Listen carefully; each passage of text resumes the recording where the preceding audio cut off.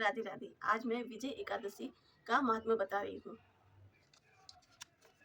फाल्गुन मास की विजय एकादशी अमल की एकादशी का महात्मा। युधिष्ठिर ने पूछा, वासुदेव, फाल्गुन कृष्ण पक्ष में किस नाम की एकादशी होती है, कृपा करके बताइए। भगवान श्री कृष्ण बोले, युधिष्ठिर, एक बार नारद जी कमल के आसन पर विराजमान होने वाले ब्रह्मा जी से प्रश्न किया, सुरश्रेष्ठ, फाल्गुन कृष्ण पक्ष में जो विजया नाम की एकादशी होती है, कृपा करके पुण्य का वर्णन कीजिए। ब्रह्मा जी ने कहा, नारद सुनो, मैं एक उत्तम कथा सुनाता हूँ जो पापों को अपहरण करने वाली है। यह व्रत बहुत ही प्राचीन, पवित्र और पाप नाशक है। यह विजय नाम की एकादशी राजाओं को विजय प्रदान करती है, इसके तनिक भी संदेह नहीं है। पूर्व काल की बात है। भगवान श्री रामचंद्र जी 14 वर्षों के लिए वन में गए और वहां पंचवटी में सीता तथा लक्ष्मण जी के साथ रहने लगे। वहां रहते समय रावण के चपलता वश विजयात्मा श्री राम जी की तपस्विनी पत्नी सीता के हर लिया। उस दुखों को श्री राम व्याकुल हो उठे। उस पर समय सीता की खोज करते हुए वन में पहुंचने लगे। कुछ दूर जाने उन्हें जटायु मिले, जिनकी आयु समाप्त हो चुकी थी। इनके बाद उन्होंने वन में भीतर कबंध नामक राक्षस का वध किया। फिर सुग्रीव के साथ उनकी मित्रता हुई। तत्पश्चात श्री राम जी के लिए वानरों की सेना एकत्रित हुई। हनुमान जी लड़ाकों के उद्यान में जाकर सीता जी से दर्शन किया और उन्हें श्री राम जी का चिन्ह स्वरूप मुद्रिका प्रदान की। यहाँ उन्होंने महान पुरुषार्थ का काम किया था।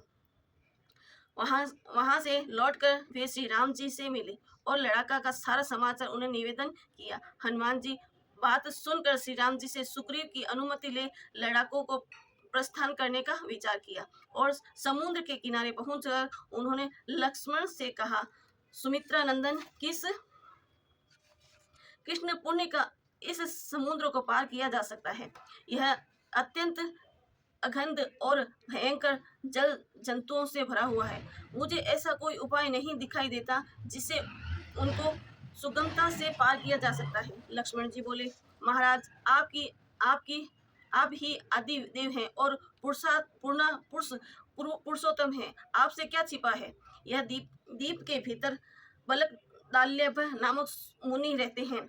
यहाँ से आधे योजन की दूरी पर उनका आश्रम है। रघुनंदन, उन प्राचीन मुनीश्वरों के पास जाकर उन्हीं से इसका उपाय पूछे। लक्ष्मण जी यह अत्यंत सुंदर बात सुनकर श्री राम जी महामुनि वकंदा लाभ से मिलने के लिए गए और वहां पहुंचकर उन्होंने मस्तक झुकाकर मुनि से प्रणाम किया। मुनि उनको देखकर पहचान गए कि ये पुरुषोत्तम श्री राम हैं, जो किसी कारणवश मानव शरीर में अवतरित हुए हैं। उन्होंने अनेक हर्षिकों की बड़ी प्रसन्नता हुई है। उन्होंने कहा, श्री राम, आप कैसे यहाँ आगमन हुआ। श्री राम बोले, ब्रह्मण, आपकी कृपा से राक्षसों सहित लड़ाकों को जीतने के लिए सेना के साथ समुद्र तट के किनारे आया हूँ। मुने, अब जिस प्रकार के समुद्र पार किया जा सके, वह उपाय बताइए। मुझ पर कृपा कीजिए। बगला दब्य से कहा, श्री राम जी, फाल्गुन कृष्ण पक्ष में जो विजया नाम की एकादशी होती है, उसका व्रत करने के आपकी विजय होगी। निश्चय ही आप अपनी वानर सेना के साथ समुद्र को पार कर लगे। राजन, अब इस व्रत की फलदायक विधि सुनिए। दशमी का दिन आने पर एक कलश स्थापित करें। वह सोने, चांदी, तांबे तथा मिट्टी का भी हो सकता है। उस कलश को जल से भरकर उसके पल्लव डाल दे। उसमें ऊपर भगवान नारायण के सूर्णमय विनिग्रह की स्थापना करें। फिर एकादशी के दिन प्रातः काल स्नान करके एक कलश को पुनः स्थान पूर्वक स्थापित करें। माला, चंदन, सुपारी तथा नारियल आदि से द्वारा विशेष रूप से उनकी पूजन करें।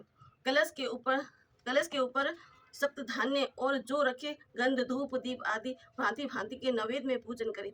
कलश से सामने बैठकर वह सारा दिन उत्तम कथा, व्रत आदि से द्वारा व्यतीत करे तथा रात में भी वहां जागरण करे। अखंड व्रत की सिद्धि के लिए घी का दीपक जला के फिर दशमी के दिन सूर्योदय होने पर उस कलश को किसी जलाशय के समीप, नदी, झरने या पोरखे के तट पर ले जाकर स्थापित करें और उनकी विधि पूर्वक पूजा करके देव प्रतिमा सहित उस कलश को वेद वेता ब्राह्मणों के लिए दान करें। महाराज, कलश के साथ ही और भी बड़े बड़े दान देने चाहिए। श्री राम, आप अपने युष्पति के साथ इसी विधि से प्रांत्य पूर्व विजय विजय का व्रत कीजिए, इसके आपकी विजय होगी। ब्रह्मा जी कहते हैं, नारद यह सुनकर श्री राम जी मुनि कथा अनुसार उस समय विजय एकादशी का व्रत किया और व्रत करने के श्री रामचंद्र जी विजयी हुए। उन्होंने संग्राम में रावण को मारा, लड़ाकर पर विजय प्राप्त की और सीता जी को प्राप्त किया। बेटा, जो मनुष्य इस विधि से व्रत करता है उन्हें इस लोकों से विजय प्राप्त होती है और उसको परलोक में भी अक्षय बना रहता है।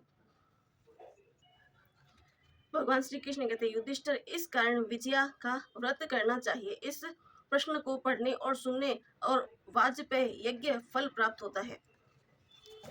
जय श्री कृष्ण। आपको ये एकादशी का महात्म्य कैसा लगा और आप ये सुने और आनंद लीजिए। जय श्री कृष्ण। राधे राधे।